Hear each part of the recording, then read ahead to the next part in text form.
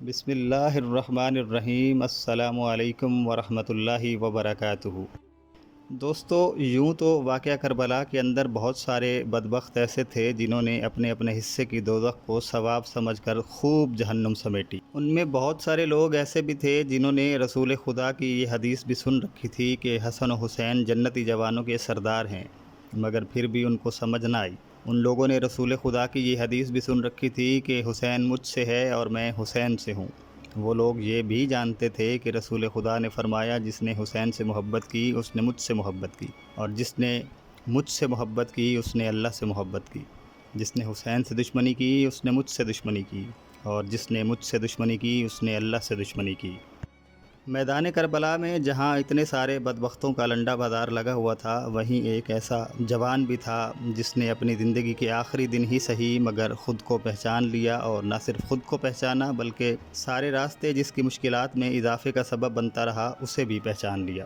حر کوفہ کے گورنر ابن زیاد کی جانب سے 1000 سپاہیوں کا کمانڈر مقرر کیا گیا، اور یہ ذمہ داری سونپی گئی کہ وہ حضرت امام حسین علیہ السلام کو کوفہ آنے سے روکے اور مسلسل ان کے ساتھ رہ کر پل پل کی خبر دارالامارہ میں ابن زیاد کے پاس پہنچائے۔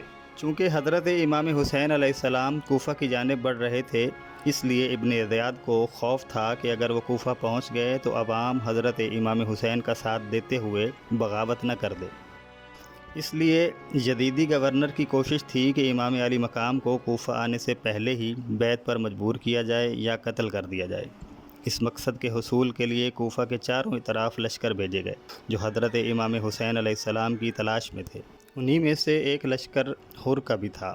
روایات کے مطابق میدان کربلا سے تقریباً 3 منزل دور ذو حسم کے مقام پر حر کا لشکر امام حسین علیہ السلام کے قافلے سے آ ملا، جس کے بعد مسلسل حر نے حضرت امام علی مقام کو گھیرے میں لیے رکھا۔ حضرت امام حسین کے قافلے کے ساتھ کی جانے والی سختی کی ایک وجہ یہ بھی تھی کہ لشکر میں ابن زیاد کے جاسوس موجود تھے، جن کے ذریعے ہر دن کے پل پل کی رپورٹ کوفہ جا رہی تھی اور ایک فوجی کمانڈر کی طرح حکومتی احکامات کی پابندی ہو رہی تھی۔ یہاں تک کہ 2 محرم کو نینوا کے مقام پر قاصد نے ابن زیاد کا حکم حر کو پہنچایا کہ حضرت امام حسین علیہ السلام کو گھیرے رکھو اور کسی ویرانے میں پڑاؤ ڈالنے پر مجبور کرو، ہم پیچھے سے مزید فوج بھیج رہے ہیں۔ حر نے امام حسین علیہ السلام کو ابن زیاد کا خط پڑھ کر سنایا اور انہیں مجبور کیا کہ آپ مزید آگے نہ بڑھیں، جس کے بعد امام حسین علیہ السلام تھوڑے ہی فاصلے پر موجود ایک ویرانہ یعنی میدان کربلا میں پڑاؤ ڈال دیا۔ دوستان دیوکار، یہ پس منظر ظاہر کرتا ہے اور مورخین کی بھی یہی رائے ہے کہ حضرت امام حسین علیہ السلام کو کوفہ کے قریب پہنچ کر وہاں سے ہٹا کر کربلا تک لے جانے والے حر ہی تھے۔ 10 محرم الحرام کی صبح امام حسین علیہ السلام میدان کاراز میں تشریف لے گئے اور تقریر فرمائی، اے لوگو، میرے نسب پر غور کرو کہ میں کون ہوں، پھر اپنے گریبانوں میں منہ ڈال کر سوچو کہ تمہارے لیے میرا خون بہانا جائز ہے۔ کیا میں تمہارے نبی کا نواسہ نہیں ہوں جس کا تم کلمہ پڑھتے ہو؟ کیا میں ان کے چچا زاد بھائی مولا علی شیر خدا کا فرزند نہیں ہوں؟ کیا تم میں سے کسی نے یہ سنا ہے کہ رسول اللہ نے صلی اللہ علیہ وآلہ وسلم نے مجھے اور میرے بھائی کو جنتی جوانوں کا سردار فرمایا ہے؟ کیا یہ حدیث تمہیں میرا خون بہانے سے روکنے کے لیے کافی نہیں ہے؟ کیا میں نے تم میں سے کسی کو قتل کیا ہے، کسی کا مال ہلاک کیا ہے، یا تم میں سے کسی کو زخمی کیا ہے جس کا تم مجھ سے بدلہ چاہتے ہو؟ خدا کی قسم، میں حسین ابن علی ذلت کے ساتھ تمہارے ہاتھ میں اپنا ہاتھ کبھی نہیں دوں گا، اور نہ ہی غلامی کی طرف اطاعت کا اقرار کروں گا۔ امام حسین کا یہ خطبہ دینے کے بعد دستور عرب کے مطابق انفرادی جنگ کا آغاز ہوا۔ امام حسین علیہ السلام نے یزیدی فوج کو مخاطب کر کے ایک دفعہ پھر فرمایا، کون ہے جو آج گھرانے رسول کی مدد کرے گا؟ امام علی مقام کا اعلان سن کر حر بن یزید کانپ گیا۔ اس کی یہ حالت دیکھ کر ایک شخص پوچھتا ہے، اے حر، تم تو کوفہ والوں میں سب سے زیادہ بہادر ہو، تمہاری بہادری کی تو مثالیں دی جاتی ہیں، اس سے پہلے تمہاری ایسی حالت کبھی نہیں دیکھی۔ یہ سن کر حر کہنے لگے، میرے ایک طرف جنت ہے اور دوسری طرف دوزخ، مجھے آج اسی وقت دونوں میں سے کسی ایک کا انتخاب کرنا ہے۔ یہ کہہ کر گھوڑے کو آگے بڑھایا کہ ہو سکے تو جنت ہی میں جانا۔ پھر حر امام کے پاس پہنچے اور امام سے معافی مانگی اور کہا کہ اے مولا، کیا میری توبہ قبول ہو جائے گی؟ امام نے کہا اللہ تمہارے گناہوں کو معاف کر دے گا اور تمہیں رسول اللہ کی شفاعت نصیب ہوگی۔ جب امام حسین علیہ السلام نے حر کو معاف کیا تو حضرت حر سے فرمایا کہ تم میرے پاس اس وقت آئے ہو جب میں تمہیں پانی بھی نہیں پلا سکتا۔ یہ سن کر حضرت حر قدموں میں گر گئے اور کہا کہ مجھے پانی نہیں چاہیے، میں معافی کا طلبگار ہوں مولا، اور آپ پر اپنی جان نچھاور کرنا چاہتا ہوں۔ حضرت حر نے معافی حاصل کرنے کے بعد یزیدی فوج کو مخاطب کرتے ہوئے خطبہ دیا۔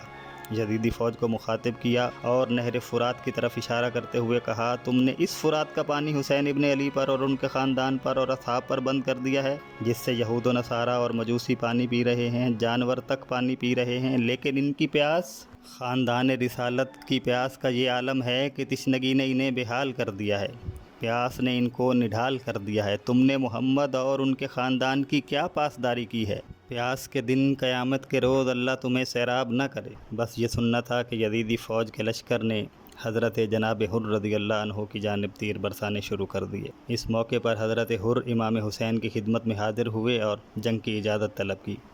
تاریخ ابن عیسم کوفی میں لکھا ہے کہ حر نے امام سے کہا چونکہ سب سے پہلے میں نے آپ کا راستہ روکا تھا، اس لیے فوج اشکیا سے جنگ کے لیے پہلے مجھے ہی جانے دیں۔ امام سے اجازت پا کر حضرت جناب حر نے یزیدی لشکر پر حملہ کیا اور 40 فوجیوں کو واصل جہنم کیا۔